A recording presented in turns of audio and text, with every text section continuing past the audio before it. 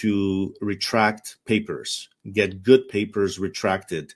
I've had this happen to me very recently.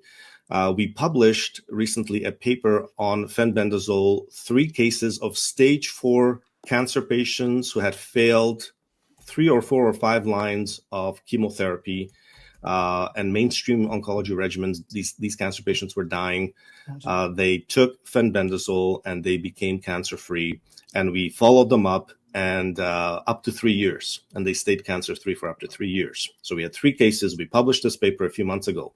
This was only the second paper published on the antiparasitic fenbendazole in the past 5 years with human cases. The first one was published by Stanford University in 2021. And so they had published 3 cases in 2021. We published 3 cases in 2025. Within a month or 2 of the publication of our paper, now it passed peer review and it was published, we were attacked by the editor of the paper, who's actually the president of the City of Hope Cancer Centers in the United States, in Atlanta, Chicago, and Phoenix. This was Dr. Maurice Markman, president of City of Hope. So a big time oncologist with a lot of big pharma funding behind him. He said he's going to pull the paper, and they didn't have a good reason to pull the paper. In fact, the reason that they were putting was that I was giving medical advice to other cancer patients with fenbendazole, and so that was some kind of a conflict of interest. And because that wasn't declared in the way they liked, that they were going to pull the paper. And so this is an attack.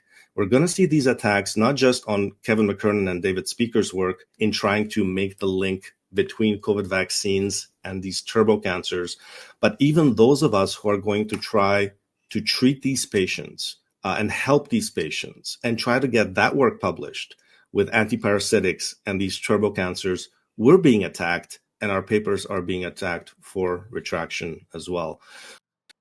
So these antiparasitics are being heavily attacked and are being suppressed. Every time I mention ivermectin, mebendazole, fenbendazole, and I have hundreds of success stories, I get attacked. I get attacked by mainstream doctors and mainstream oncologists. And just going back to what Kevin McKernan said about this phenomenon of trying to retract papers, get good papers retracted. I've had this happen to me very recently.